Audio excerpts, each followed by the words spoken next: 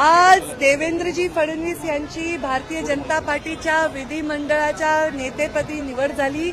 एकमताने निवड झाली. आम्ही स्वतः सुधीर मुनगंटीवार, चंद्रकांत दादा पाटील, आशिष शेलार, मी स्वतः आम्ही अनुमोदन दिलं. अनेक आमदारांनी समर्थन केलं आणि त्याबद्दल मी त्यांचे मनापासून खूप खूप अभिनंदन करते आणि त्यांना शुभेच्छा देते की महाराष्ट्राची धुरा सांभाळण्यासाठी लोकांनी जो विश्वास दाखवला, ऐतिहासिक विजय आम्हाला दिलेला आहे, त्या विजयाला लोकांच्या अपेक्षा पूर्ण करण्यासाठी त्यांचं नेतृत्व सार्थ करो हीच मी ईश्वरचरणी प्रार्थना करते आणि त्यांनाही शुभेच्छा देते. थँक्यू.